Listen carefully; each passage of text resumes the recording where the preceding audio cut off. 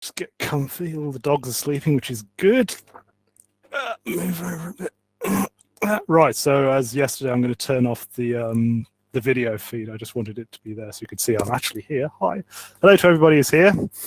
I'm going to turn the video feed off now. Okay, right, so welcome back. Hi, everybody, and thank you for coming back.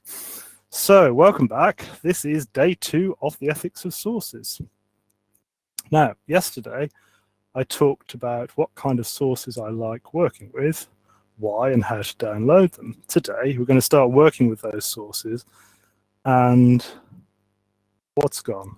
I'm still here, or are you gone? What?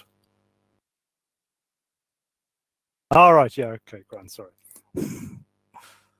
Let me just hide that so I can't see it. Yeah, that's better, that's less distracting. Okay, so as I was saying, so today we're going to start working with those sources that we downloaded yesterday, and I'm going to be running through some of the basic tools that I use. So now we have our sources. What are we going to do with them? First, just put this in here. Not that one.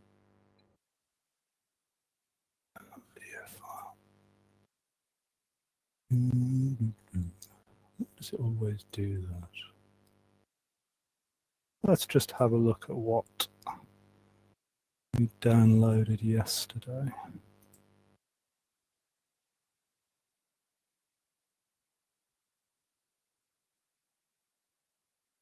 Okay, now that should come.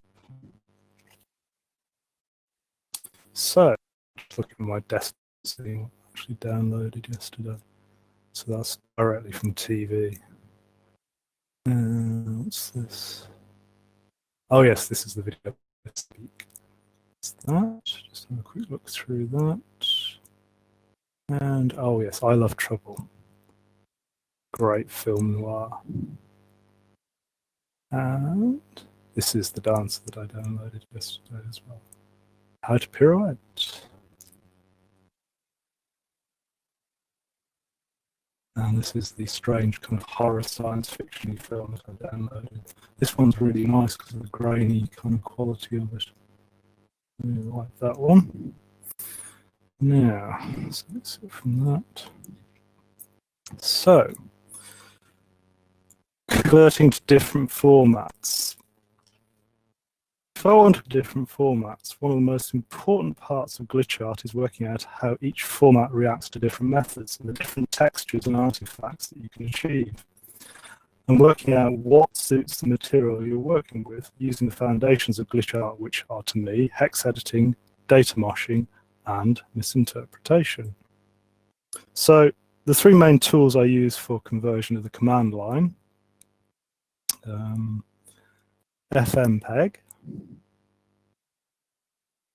and Handbrake, which would answer one of the questions you asked earlier. So there are file conversion programs based on GUIs like Handbrake, but the command line is quicker. So these methods with a little alteration and research should be common to Windows and Mac. I mean, I know that I use Linux, and when I'm speaking, I'm aware that other people aren't. But you should be able to use most of this software. I use Linux almost exclusively. I believe software and hardware should be free to use and change as you wish, just like video and content. So let's look at the files we opened. I did that already. So now we're going to open up a command line. Let me just find that one. Yep. And look at the files.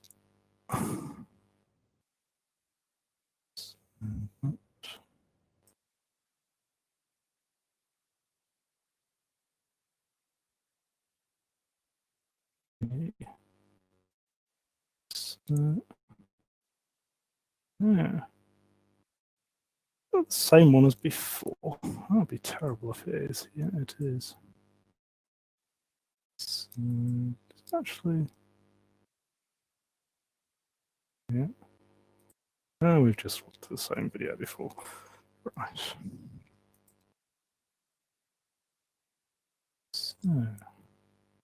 So today we've got all our sources together. Today we're going to be datamoshing.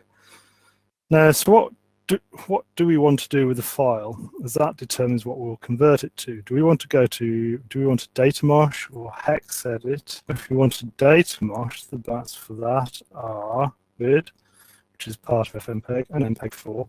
And AVI works best for those. So let's go ahead and run this command in the directory containing the file. So this is the command we're going to run. So what we're basically doing here is converting the file we downloaded the other day, which is called pirouette mkv. And we're going to use FFmpeg to transform that into pirouette AVI, but it's going to be in libxvid, which is quite important. So we'll just put that in.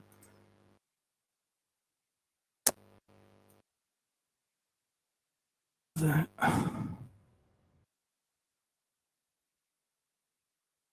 And this is what it looks like when we're actually doing this in the command line. And this is actually in real time and as quick as it actually happens.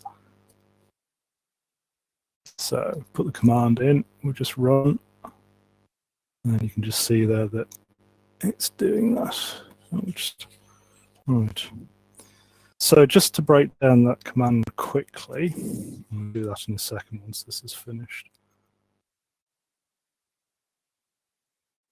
Right. Oh, it's up to 157. My God. As you can see, I mean, a lot of what we do as glitch artists is actually waiting for a file to convert or to bake or some other operation. So there's a lot of waiting around. This is actually quite quick. Now, so we'll just go back to the presentation because we don't really want to watch that continuously. So just to break that command down. So as you can see, as I have in this slide, so the actual command is fmpeg -i pirouette.mkv -an -c v libnq9 pirouette AVI. Now, an fmpeg -i means tell FFmpeg to use pirouette mkv as the input file. Saying that means remove the sound part of the video. Now, a lot of the times, some technique, some of the datamoshing software I use works better without the sound. It just won't accept it if the sound is in there. So take the sound out, but also obviously copyright reasons as well, take the sound out. Now, the -cv tells FFmpeg to convert it to the video format libxvid. So that's the video stream. And we want to set the quality -q9 to the highest as we want. And then that outputs that as pirouette AVI. So we can also check that that's actually worked with part of FFmpeg, which is called FFprobe. I just want to... Okay.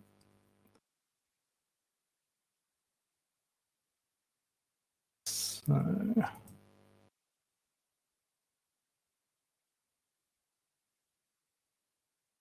It's just running the fprobe command on that file that we just created there. So it's just a very, very simple syntax, ffprobe -i pirouette.avi. And it will come up with, yeah, there you go. So you have all the information at the bottom there, which tells you the file is in libxvid and no sound. So I'll stop sharing that. Now, I'm going to datamosh this and then hex edit it. But to hex edit it, I'll probably convert it to a different format. And there's different reasons for that. But for datamoshing libxvid, so we just checked that file with FFprobe. Now, one of my favorite programs is AVI glitch. So there's a couple of different ways that you can datamosh a file. The long and the hardest method, but the most effective, is probably with Avid Demux. I'm not going to cover that here because it just takes so long, and it's just, there's loads of tutorials on YouTube, so I'm not even going to try and cover that. But it is possibly the most elegant way to do this. So we can use command line ways which rely on brute force. So my favorite method is using a Ruby script called AVI glitch. And you can find that here. If anybody wants to know where to find it, just ask me afterwards and I'll link to it. So how does that work? So on the command line, in the same folder that you have your file, you literally just type in datamosh your file.avi, and it takes out all the keyframes. And then it outputs a new file simply called out.avi. It's that simple. So again, your choice of material is the key. So let's have a look at, if we're working on Pirouette, which we are, we'll have a look at what that actually does. So this is going to be AVI glitch being used in real time.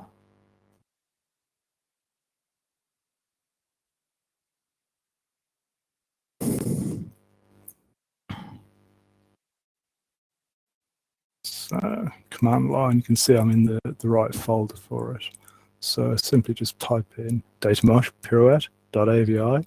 Spell it right because obviously the command line is very case and letter sensitive. And we'll run that and you can see the file being created there in the background. Now let's play that. Now we're going to open it with, oh, we're not going to open it. Oh, right, okay. Now, why did that not happen? Oh, well, let's go back to the presentation. So let's do another one. Oh, just excuse me for a second because I have to find this damn video now because it's, for some reason, decided it doesn't want to actually show where the video is.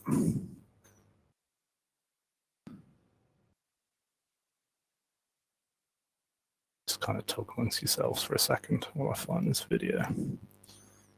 Right, yeah, there it is. Just get that. So see that. Right, so this is actually what that file that we just datamosh looks like.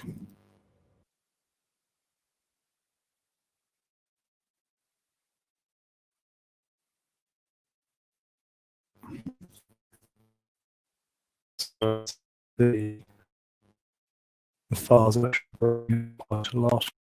Being, you can see where the type there, moment there, that. That's simple. All this is take out the keyframe in the file. So the video player is just getting confused as to how to play it.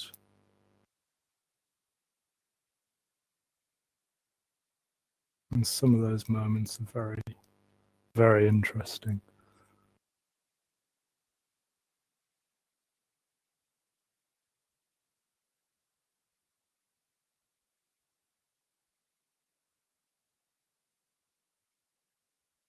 That's too much. Yeah. Right, okay.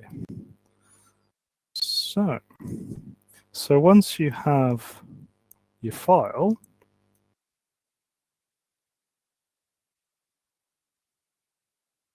now we could do another one, but let's just flick through this a bit.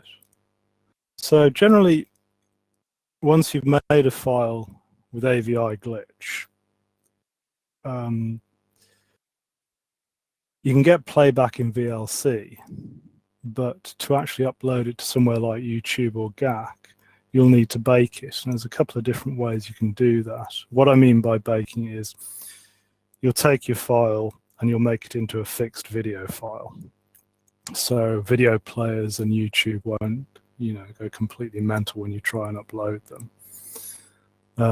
I had that experience the other day when I actually uploaded a file that I'd made and I hadn't baked it, and YouTube reckons it's about 4 or 5 hours long because it's misreading the file.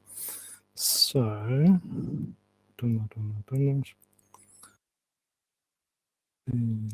so as I say, one of the best methods for using a simple method is mencoder. Now this is a command line thing again. So I'll show you that working in the command line. If I can just find it. Sure.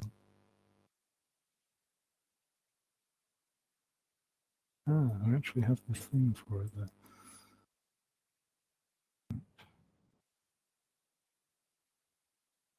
So this is mencoder working on that file, baking it so it actually play back correctly. Well, not correctly, because we don't want this to look correctly, we just want it to look correctly.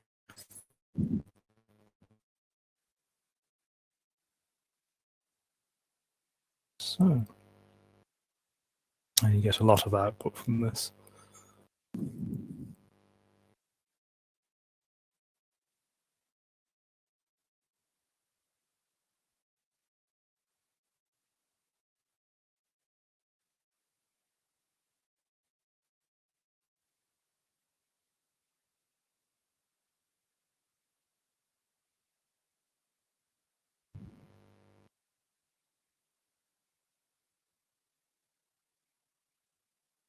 Right, do I actually play this back? Yes, let's just see if that worked.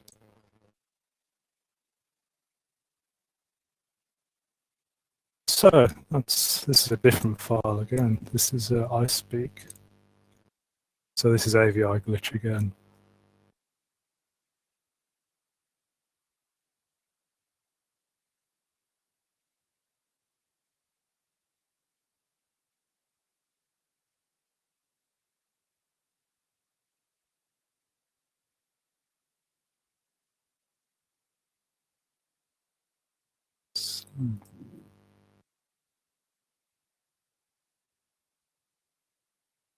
So you could use a command line, but probably the easiest thing to do is just use handbrake, which I'm going to show you now working.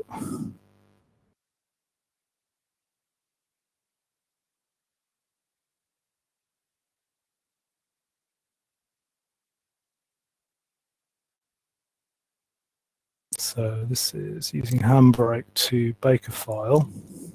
And then we're going to look through that file and look for stills which might be worth uploading, because even though you're making complete video, quite often the video itself will not be that interesting. So if you look through it,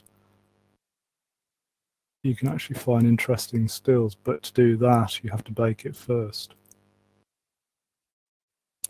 Okay, just running through settings there, start.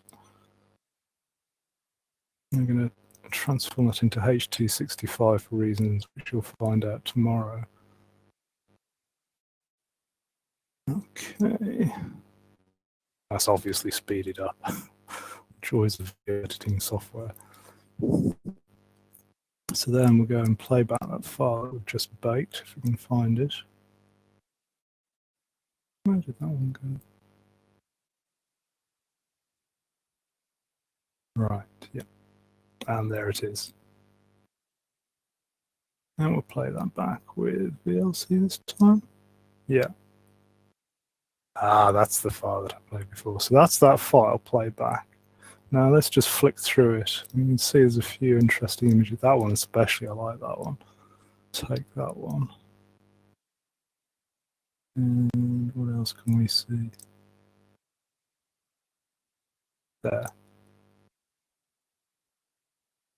Take that one as well.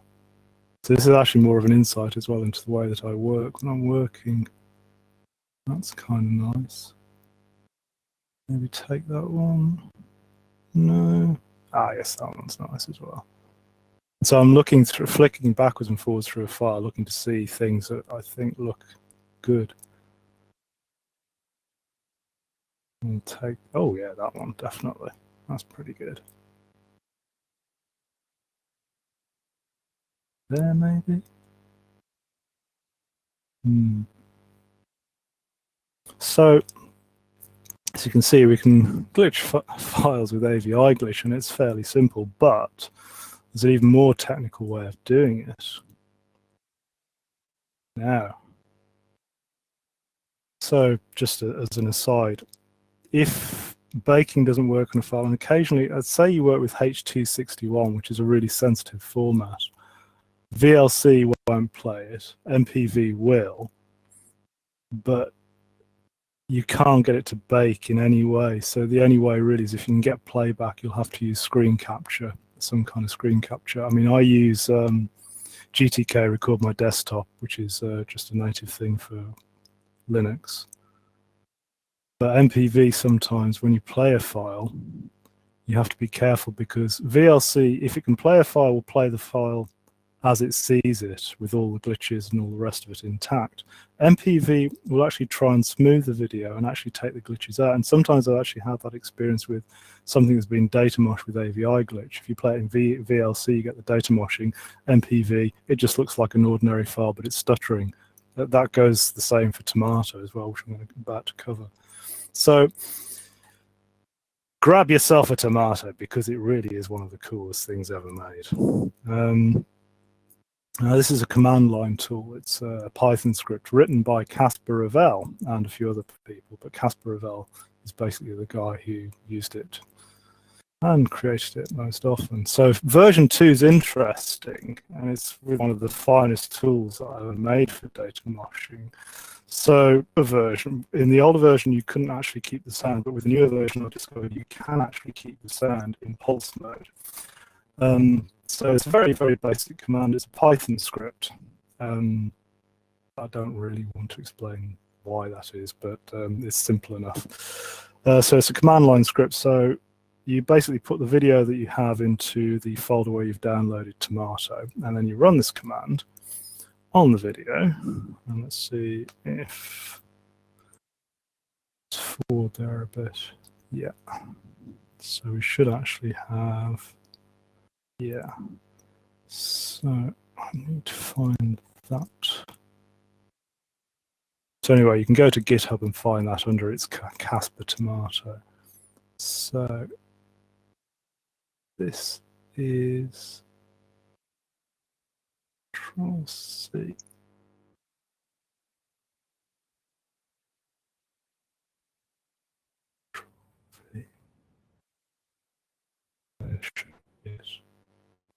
So this is Tomato in action. You get this wonderful design. I love the ASCII. This is the command line. So.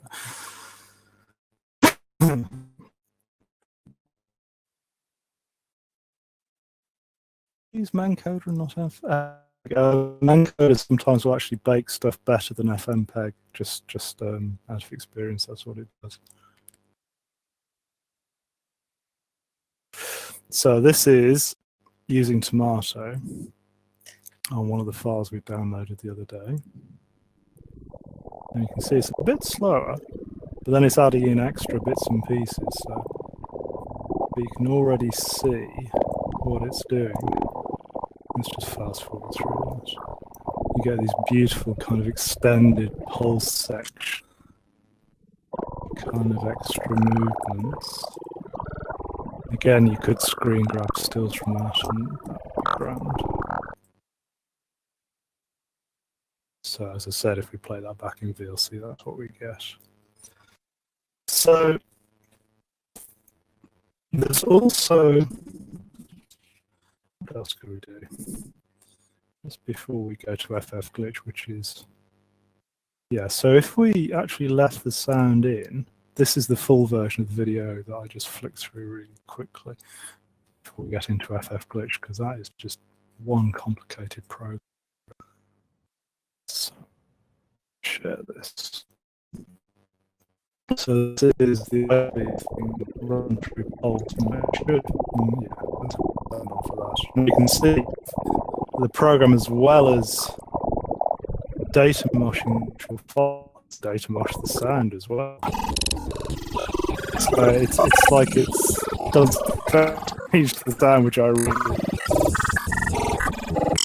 It's kind of map the original track, but it's got the additional information which I puts there, which is basically just repeating fragments, a certain amount of fragment every so often.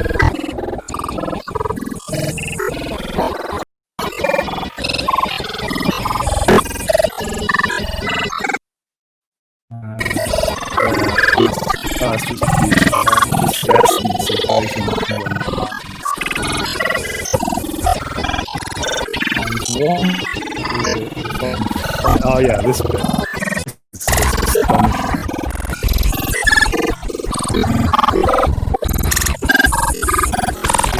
Yeah,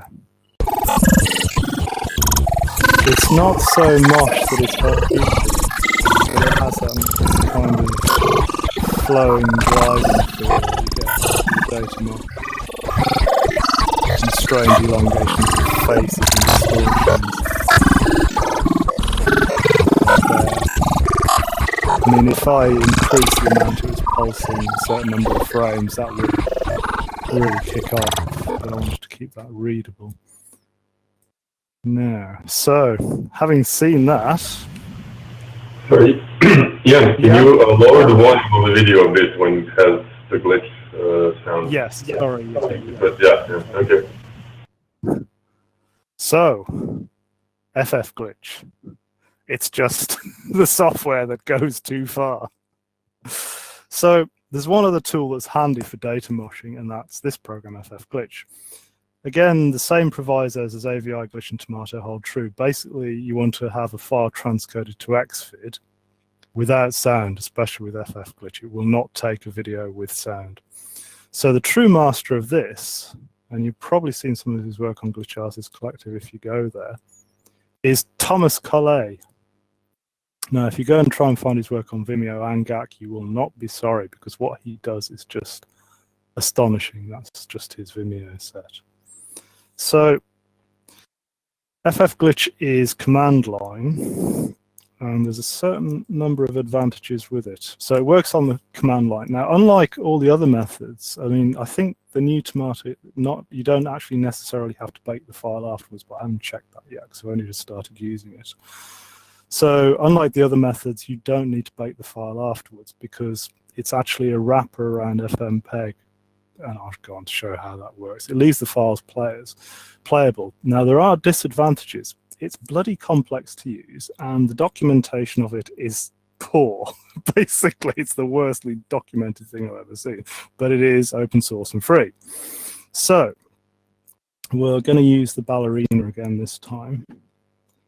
And what we're actually going to do is this. So, where am I in this? Yeah. So unlike the other approaches, FF glitch doesn't require you to bake the file after data moshing. On the other hand, it's way more complex to use, poorly documented. First, we have to parse the file.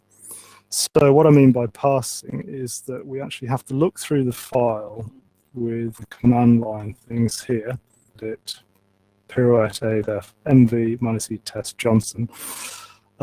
So basically, we're moving through the whole file, trying to find points where there's movement values. And this command basically finds the movement values, then outputs them into a big file. So again, like Tomato, you have to actually move this file into where you have FF glitch downloaded. So that's the command. And all right, so I need to find that video. Just a second while I find the actual video of that working. That's AVI. And we can't find that. Ah. Right. So if I've got the right file here.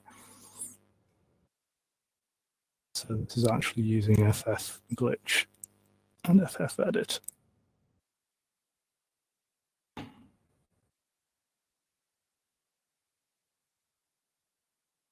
So again, you can see the command line. Oh, we need to have ourselves there.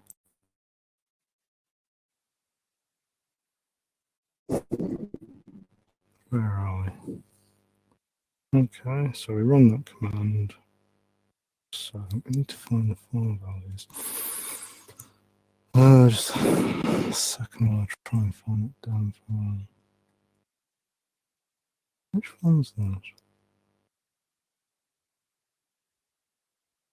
See, this is the perils of not actually marking your files properly. that's just said.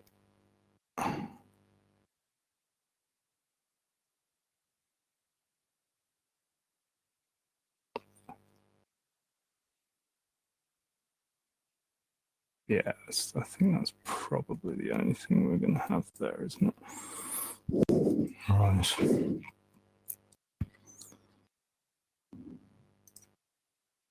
Yeah. So I'm going to have to explain what this is doing. Lost that place in the file there. So basically what it does is it outputs, it looks at the values of the file, movement values, and then it basically outputs a file called, well, I've called it test.json. Now, you can look through that file and find values in it, and then you can hex edit those values. So what we do there is we basically hex edit the values here in that file with something called a stream editor. So stream editor looks through the first file, test.json, finds all values of z, 0, and replaces them with 7. So SED is part of the basic GNU core utils that most Linux distros come with, and that's what it does. It takes a file, looks through it from beginning to end, finding and changing the values you tell it to as it goes along. So having changed those values in that file, you have to reapply them back to the original file. And we'll play that back in.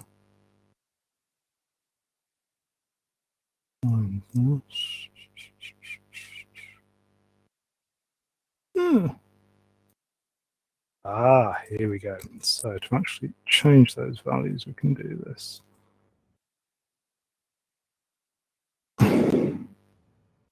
Right folder.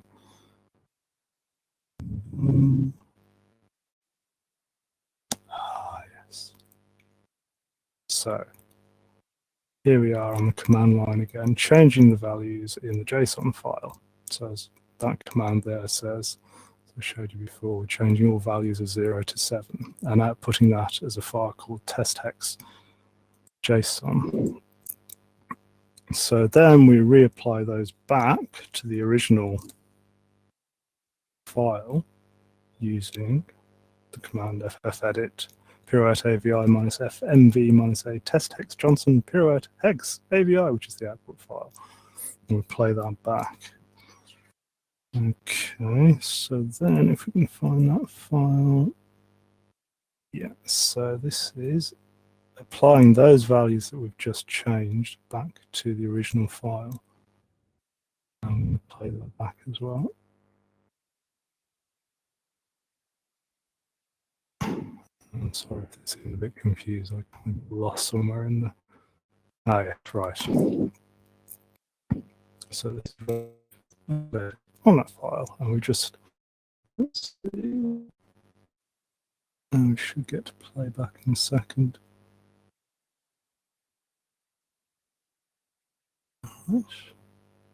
Yeah, so you can see pirouette hex AVI has just come up there, which is the file we've just altered.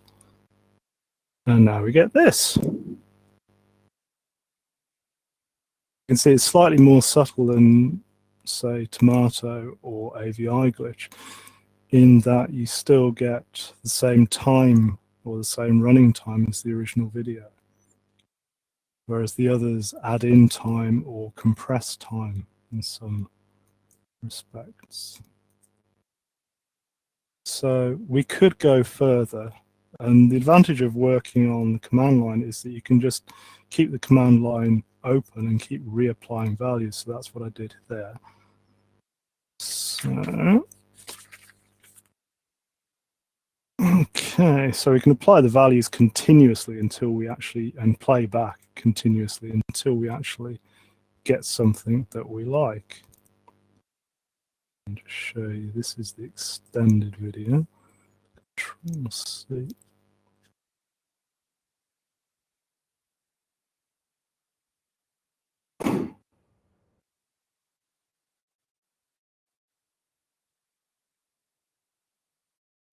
So this is just the command line open, changing values to JSON again, and reapply those back to the original file and have a look at it.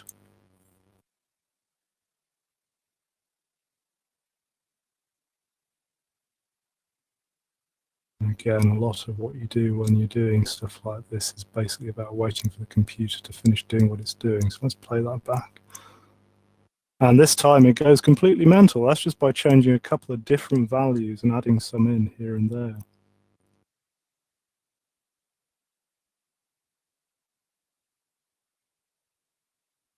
And this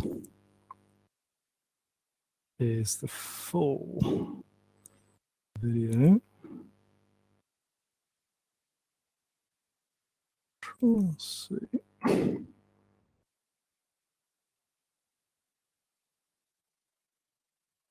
Right, so we'll just watch that completely as it is. This is that file finished, basically.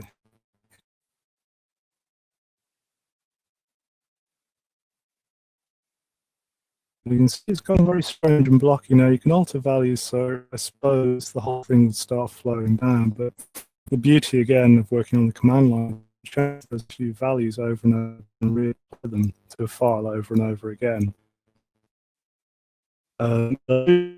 Just as kind of an experimental environment, just to see what happens. That's actually most of what I do, is just using one technique, changing values slightly here and there, something that I actually like. And especially this, I mean, just the way the blocks create. I really like that effect.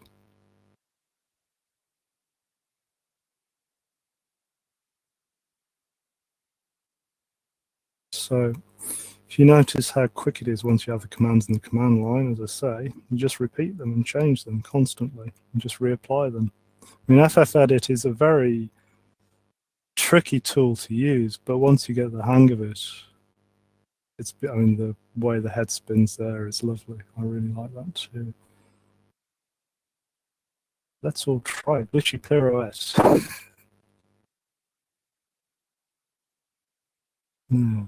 So, I could play through the rest of that, but I'll exit out of that. Stop showing external video. So, tomorrow. So that's basically the end of that, I suppose. Tomorrow, so instead of editing a file, sorry that got a bit confused there. I'll try and show a bit more tomorrow. Tomorrow I'll be telling you how I hex to break them and which for the most interesting results. Okay, questions. Okay, Vedran, questions. Let me just open up the public chat. You can just go back yourself and read them back if you like. That might be more appropriate than me reading everybody's stuff, you know? I made notes, so maybe I can just shorten them up, and if somebody's question is skipped, then if you don't mind, maybe we can paste them again, because I think it's a lot of chat to go through. I can see loads of chat coming up, and it's like, oh no. Yeah. Oh, so Vedran had a question about why use Mancoder, not FFmpeg, but you kind of answered this. I'll answer it again. Just to be clear, FFmpeg sometimes will throw a spanner when you throw a really glitched file at it. It'll shorten the file or it'll just miss bits out. Now, I've had discussions with, I'm sure you know Avery Chester. I mean, the guy's a genius. He really is.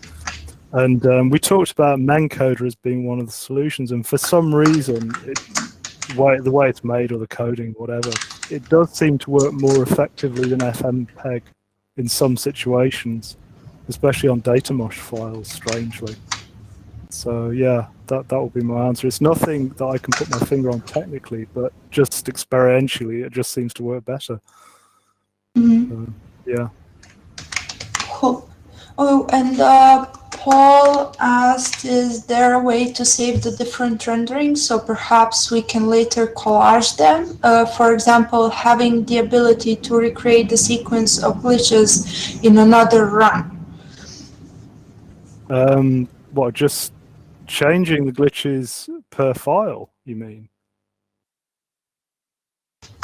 I think so. Well, you just rename them, I suppose, on the fly. You just end up with a folder full of... I mean, what I do is, if nobody minds, I'll just share my terminal because it's easier for me to show you on that. Let's just hope everything doesn't... Application window, yeah. So this is actually my command terminal, or it should be. Yeah, so now we have that there. Okay, so I suppose I don't have most of the programs on here, but it's easier for me to type it out and people can see it. So what you would do in that case, say you wanted to do, yeah, I think it'd be fairly simple. I think he extended it right now. I think it's about the glitches, like the information about what type of a glitch you want, not the file itself. So yeah, that's a curious question.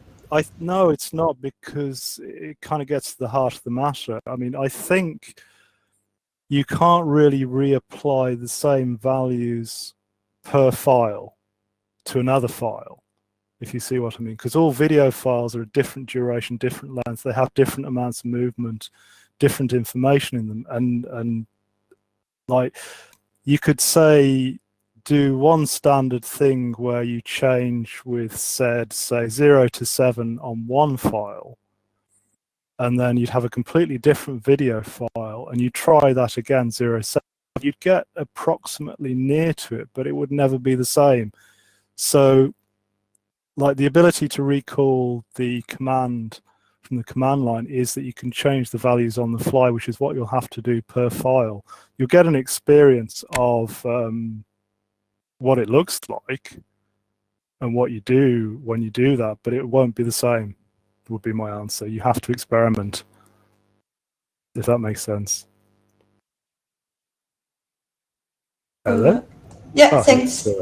I think that answered the question. We don't have an extension on the question. Oh, and Dion just reminded, like, please, the notes. I will share the notes again. There should be, if you see on the bar on the actual public chat, there should be a thing which says shared notes there. Yeah, I've seen all of your links are there, and as you mentioned, you're gonna make a blog post about this residency, and I've seen your documentation is really extensive and really in detail, so we're just gonna direct people towards your blog afterwards. Yeah. I had one question of my own, if nobody has one now, and that's somehow related to Paul's question also, but maybe on a different level, and that's the metadata of the files. And you mentioned, like, the file naming, just the sheer naming of the file can help you or obstruct you in your work. So I just wanted to ask if you have some, like, directions or attitudes toward this. Like, do you care about metadata? Do you enter it afterwards? Do you clean it? How do you track versioning of your files? Well, I mean, if we're talking about copyright, things like that, and files being tracked, because of the processes, I think a lot of the time I'm, screen capturing videos anyway. Even ones that I've glitched. That's the old method I used to do, was I'd glitch the file and then use a GTK record on my desktop to just capture the playback, because trying to bake them was quite hard, if that makes sense. So the metadata obviously disappears because it becomes a new file. Hello? Is there anybody out there? That's really weird, disconcerting. Hey. I'm here. I feel like maybe that's like one of the points of development. Like in future on, I'd love to see formats which are like more, whereas metadata is a bit more integrated somehow, and you can, for example, make notes, but it's really dependent, as you mentioned, like it all depends on the codec and the format and the content itself. I mean, every process, like in a program like Handbrake, something like that, when you create a file with Handbrake, it will actually write to the metadata itself and say, I was created with Handbrake. I don't think one of the video editors that I use, Flowblade, does that, but I'd have to research that. Is a better answer. Yeah, I mean, it's not necessary. If it's not necessary for your workflow, because you also document it online, so you kind of input external metadata, and that's like super important. Not a lot of artists do it somehow. I feel like the text that how you describe the work is really important, and it's not just about copyright. It's like about what you mentioned in yesterday's chat. It's about bringing content back to the community. Like the information is the content, and you're re-articulating it. Yeah, I suppose in one sense you can see metadata as being another way to control media. Because metadata is one of the ways that they use to track like audio, especially like on VHS. Towards the end of VHS, they started putting a signal into VHS tapes. So if you try to record it to an external source, even like an analog capture card, I've actually done this, the capture card or the DVD recorder will actually refuse to record the VHS tape. I mean, things like that, I mean, that's just bizarre. Why would you do that? So in some sense, I kind of see where you're coming from with metadata, because it's a means of control from that aspect. And so I don't really I don't tag my own files in the metadata as being mine, because I want to share them with everybody, and I don't care who takes them and reuses them. That's no problem, you know? I mean, that's the Creative Commons aspect. When I make a video and put it out there, I allow people the license to reuse that file in any way they want, as long as they give the same rights to the next person who comes along. Metadata in many ways is a way of stopping that, I suppose, if that makes sense as well. It probably is not answering the question you're asking. I kind of get where you're going with that, but... No, me neither. It's like a huge area, which is, I mean, digital art today is just a bunch of information. Right, so but we're still like decoding it semantically with our old tools and kind of our like analog thought processes, analog brains. So I also had one question, which is somehow related to this, like translating between digital practices and gallery systems. For example, I think this question might be a bit more adequate to yesterday's session, but I kind of skipped to ask it.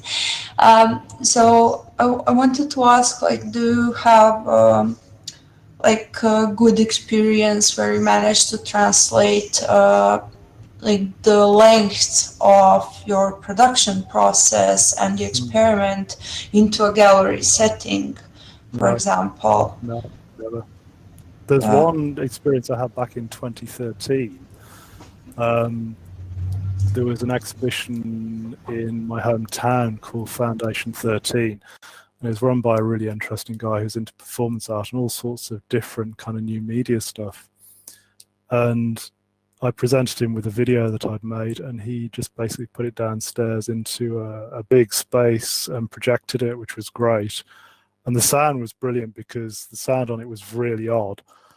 And you went down into this basement and you could hear all this booming sound coming from the speakers. And it's like, then you saw this video, it's like, what on earth? And that's probably the only time that I can think of that I've actually had anything displayed physically in what I made after I gave up painting in a real world gallery setting. I kind of gave up on them. You know, I've got this big gallery here, which is the internet, which is the screen. Why would I need to go into a gallery? I don't think galleries... Yeah, I know there are galleries which do glitch out. Yeah, Paul, I'm answering there. But I don't. This is kind of a thing would be the easiest thing to say. Yeah, I think like glitch art. I'm sorry. Go on. Just drop an idea there, and I believe like glitch art, if it's out of its natural habitat of these like multiple interfaces and like online settings and like the network community, like semi-legal content and stuff like that, it's closer, like if you want to physically install it, it's somehow closer to extended cinema, and it's really time-based. It's like you can't just show it or print it or display it. I have a lot of ideas about how we view stuff, and I'm not sure whether glitch art, well, video specifically, because that's the main area I work in, needs to be shown in the gallery, because our experience of it online, when I make these big videos, I can make hour-long, 4-hour-long videos. I don't expect people to sit down in the same way that we used to. You know, you sit in a movie theater and you receive the film. You sit there passively and receive the film.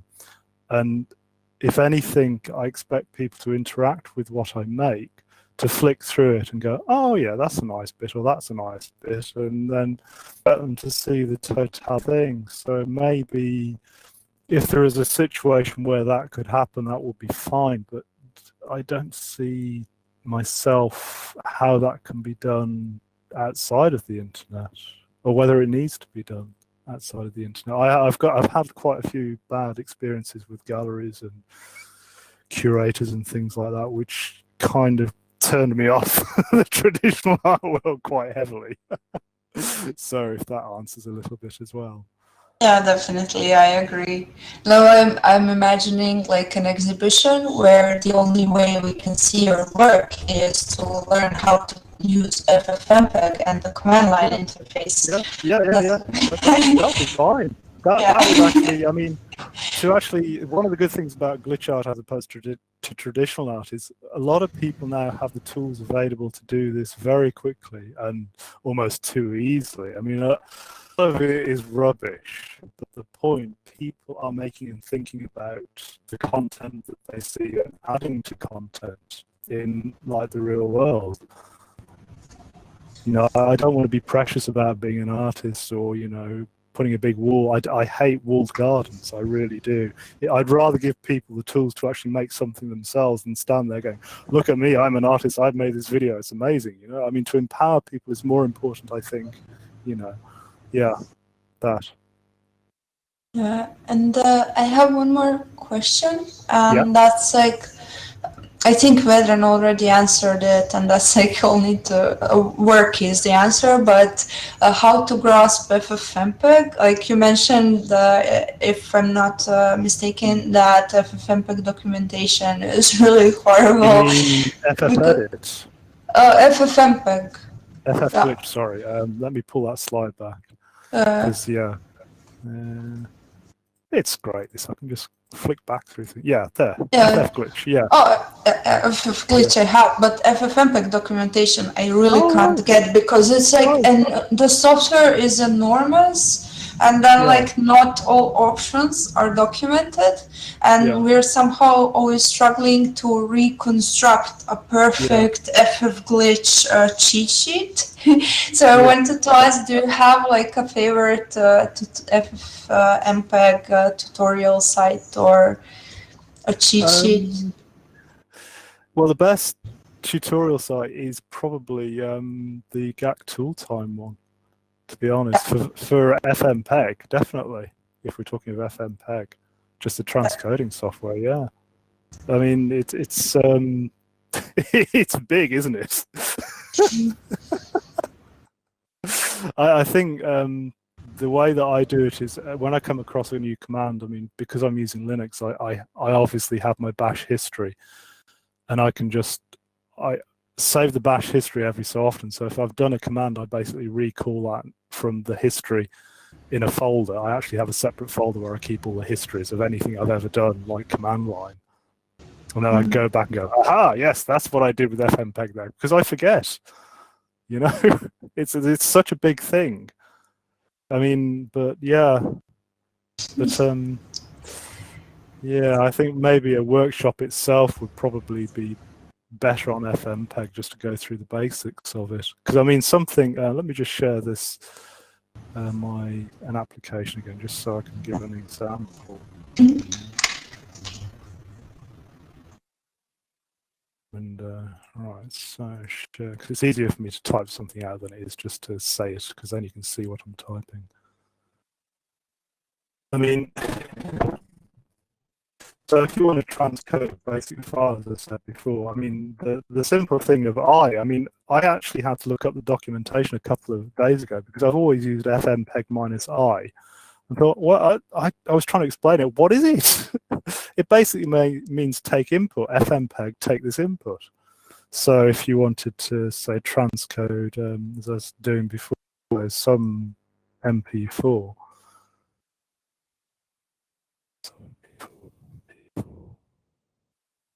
I mean, something as simple as this becomes really complex. So to take the sound off, you put -an. But if you wanted to keep the sound and take the video, keep the sound but extract the video, take the video away, it's man. I mean, it's not logical.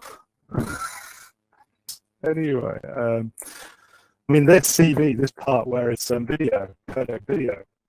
I mean, that originally was, if I show you now, it was actually a couple of years ago because it changed. It was vcodec, I think. Vcodec. I think it was that. But now they've changed it so it's this, which is actually a lot more manageable. But why is the minus there? I mean, that doesn't make any sense at all. So again, libxvid to new file .avi. I mean, that's a simple transcoding thing. If you see that, Dina. Yeah, thank you. Yeah.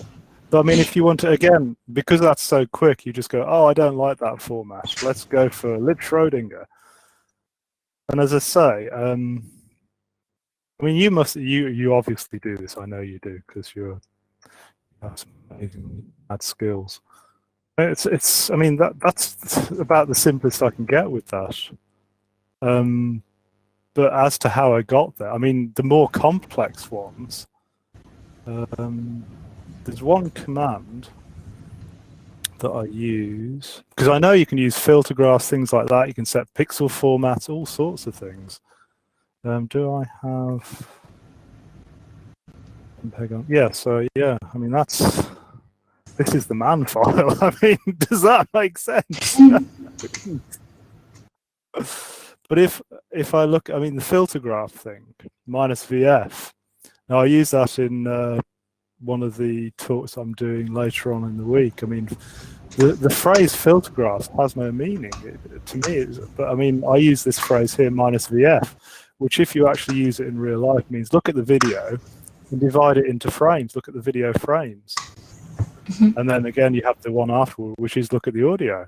I mean, it's just... I think probably because it's so messy and it's... I'm just going to stop sharing that now. Thanks. Yeah, I mean, that explains some of it. I suppose the only thing I think is I came to use FFmpeg in the terms that I use it. So if I think there's something I need to know how to do, I'll just go to FFmpeg and learn that command. I don't look at it as a totality to learn completely, because I think that's impossible. There's just too much there. I mean, Avery Chester is the guy to ask about this. He really is. Because he's a goddamn genius. I will head down to back tool time afterwards. Hey, well, you just ask Avery. Definitely. Yeah. Ian, we have one more question, and that's can Ruby and Tomato, like the results, the effects, can be toned down a bit in the command line to be a bit less extreme? Yeah, the Ruby, which is AVI glitch, no, that just does what it does. There are some subtleties to it, but it is a very blunt force trauma tool. It just takes out the keyframes, that's it. Then I suppose then it just comes down to the source file that you use. With Tomato, it is a lot more subtle. You don't have to have it so extremely not. No, you can, like the command that I use most, which is pulse. You can say repeat 1 frame every 3 frames, or you can say repeat 1 frame every 20 frames. So it can be tooled quite significantly. Yeah. So Tomato is probably a better tool, to be honest. And the new version especially, I mean, that's beautiful. As I say, I've only just started using it, but... Is it Python 3? Pardon? Well, no, I've been using it with Python 2.7. Oh, okay. I think it probably does say it's Python 3, but I mean, it works on my box. It's just using Python 2.7. I'm not that advanced yet. I'm still running a 4.9 kernel. Which is what, Ubuntu 16.04. I mean, that's from 2016, so yeah. If that makes Cool. sense. I'll probably use Tomato over AVI Glitch, definitely, just because it's more flexible. But having said that, AVI Glitch will actually work on H.261. So Tomato is, I think I've used Tomato on H.261 as well. But I think AVI Glitch works better on H.261 than Tomato does. So again, it's just choosing the tool for what you want to do with it and your source material. So it's knowing what your source material will take, I suppose. And that's through experience, doing it over and over again. I suppose that leads to a bigger point in one sense, in that a lot of glitch art, we see the end results, but a lot of people don't see the endless into the keyboard commands. And, you know, it can take hours just to get one small thing. Or like a video file I've worked on for a couple of hours, I might get 3 stills from. So, you know, it's a strange one. Yeah. Thanks for all the answers. And does anybody... Oh, Paul has a... It's not true. Yes, it is. Yeah, it is true for a lot of people in general. Yeah, yes, it is. But I suppose because people don't look in the same way at glitch art or internet art in the same. I mean, it's changing obviously as traditional art. I mean, you can look through sketchbooks and things. You have a physical media, or you actually have the failed paintings in the corner that you can look back at. But with glitch art, what is it? I mean, it's a file on a computer. I mean, I had a hard drive fail a couple of days ago, and I've lost 3 months worth of work. Yeah. Oh no, it just happens. It just happens. There's a lot of the work that I've done in lockdown. It might be recoverable, but I mean, you have to. You know, I've got another couple of terabytes of stuff stored, which hasn't failed, so that's good. But you know, it's just the way it goes. I mean, I could have a fire and all. We'll see. I won't use the cloud veteran. That's just so rude. Why? Let people have all my data? No, I like it here at home. I mean, with our internet connection, it's just ridiculous. It'd take me about 3 years to upload everything I have now. Use the cloud. Yeah, and it's probably like more data in the big videos. I don't really remember comparing, but like if it's more colors, more movement, it's probably more data than it was originally. So yeah, it's even harder to use the cloud. yeah. I mean, some of the files I end up with could be 9-10 gigabytes worth. I mean, especially if there's some methods that I use which I'm not covering today or tomorrow, but I'm covering, I think it's Thursday. And some of the output files from that, because it's an analog capture from a computer, they could be 10 or 11 gigabytes. And that's some of the ones that I've lost. It's like a continuous hour-long capture of an output of a video, which is just gone. It's just gone somewhere. It's died on the hard drive. But hey, that's the way it goes, you know. But no, I won't use the cloud now. So any more questions?